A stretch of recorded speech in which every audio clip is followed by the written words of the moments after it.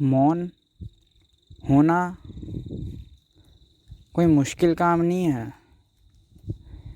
लेकिन मौन हो जाने से बड़ा भी कोई काम नहीं है।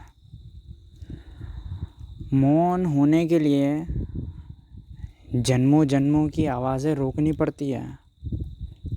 मौन होने के लिए जो दिन भर तुम शोरगुल करते हो उसे चुप करना पड़ता है। मौन होने के लिए जो तुम भीतर ही बतलाते जाते हो अपने आप से, उसे भी चुप करना पड़ता है। और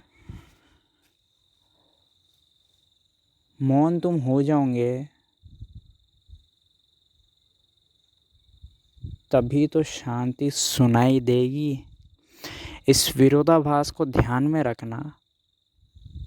शांत मतलब कोई आवाज़ नहीं, लेकिन शांति सुनाई देना वो अलग ही अनुभव होता है। उसके लिए पहले मौन होना पड़ता है।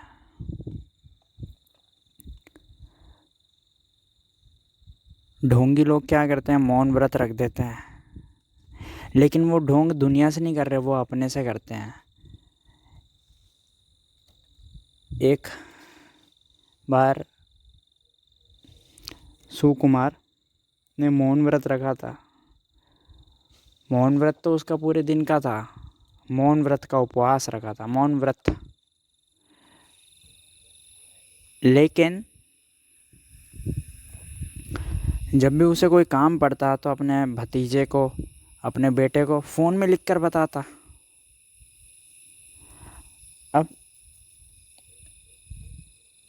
जब तुम्हें किसी कागज़ पर कुछ लिखना होता है, कोई भी उदाहरण ले लीजिए, जैसे माय नेम इज़ सुकुमार, तो लिखने से पहले आप मन ही मन दोहराते हैं, पहले मेरा नाम सुकुमार है। पहले मन में ये आवाज़ गूंजती है, उसके बाद आपके मन की आवाज़ आपके उंगलियों तक आती है और कलम से कागज़ पर छपती है।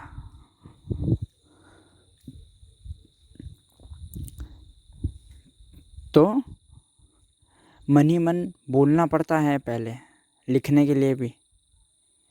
तो इसमें मौन कहाँ पर हुआ? बाहर से चुप हो गए, लेकिन भीतर से तो ढोंग हो गया खुद ही से। भीतर से तो खुद ही से चोरी हो गई, धोखा हो गया खुद ही से। भीतर तो मन ही मन तो बोलना चालू है, और भीतर जब तक बोलना चालू रहेगा तब तक मौन पूरा कैसे होगा? बाहर से बोलना बंद हो गया तो केवल मौन बाहर से ही रहेगा, भीतर का मौन हो नहीं पाएगा। और भीतर का मौन भी तभी हो सकता है जब भीतर आप शांत हो जाए। भीतर का मौन, भीतर का मौन जो होता है वो तभी होगा जब भीतर से भी चुप हो जाओ। और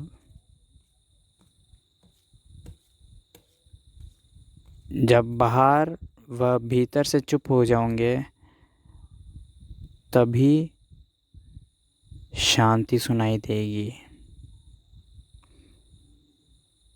तब ऐसा एहसास होगा, एक मोमबत्ती जो जल रही थी लेकिन उसकी रोशनी नहीं आ पा रही थी तुम तक, क्योंकि मोमबत्ती के चारों ओर किताबें रख दी थी, एक के ऊपर एक किताब, एक के ऊपर एक किताब, 10-20 किताबों का एक ढेर, एक तरफ, दूसरी तरफ, तीसरी तरफ, चौथी तरफ, चारों तरफ से मोमबत्ती को घेर दिया गया था। किताबें रख रख के आजू बाजू किताबों की इमारत बना ली गई थी और बीच में मोमबत्ती रखी थी। तो प्रकाश तुम तक पहुंचेगा भी कैसे? प्रकाश अगर तुम तक पहुंचना है तो किताबें तो हटानी पड़ेगी, तभी तो मोमबत्ती का प्रकाश देख पाओगे। इसी तरह तुम बाहर जो शोर करते हो अपने ज़ुबान से, वो उसको चुप कर दोगे, और भीतर जो मन ही मन बोलते हो उसको भी चुप कर दोगे तो तुम्हें शांति की मोमबत्ती, शांति की रोशनी तुम्हें दिखाई देगी, सुनाई देगी। तुम्हें पहली बार ऐसा अनुभव होगा कि शांति क्या होती है, व्हाट इज़ साइलेंस। शांति का मतलब अभी तुमने यही जाना है कि जब कोई आवाज़ नहीं होती तब शांति होती है। मैं कहता हूँ उससे आगे शांति को भी सुनना जा सकता है। शांति का भी एक गीत होता है, वो तुम्हारे भीतर मौजूद है। तुम्हारे भीतर शांति मौजूद है, तुम्हारे भीतर शांति का प्रकाश सदा के लिए मौजूद है। बस तुमने ही किताबें रखी है मोमबत्ती के आजू बाजू, तुमने ही शोर की किताबें रख दी है आजू बाजू। इन सब शोरों को चुप कर दो। तुम्हें मौन हो जाने के बाद शांति की रोशनी तुम्हें दिख जाएगी, सुनाई दे जाएगी। और ये मत कह देना अगली बार कि मौन व्रत तो रखा था। धोखे में मत पड़ जाना सुकुमार की तरह। मौन व्रत तो तुम रख दोगे लेकिन वो बाहर से होगा, लेकिन भीतर से तो मन ही मन बोलते रहोगे। तुम भीतर से भी कितना बोलते हो। जब खाना खाते हो तो मन ही मन कितनी योजनाएं बनाते रहते हो, बस खाना खाने के बाद यहाँ जाऊँगा, कल यहाँ जाऊँगा। तुम खाना भी खाते हो या सिर्फ खाने के साथ बातें करते हो।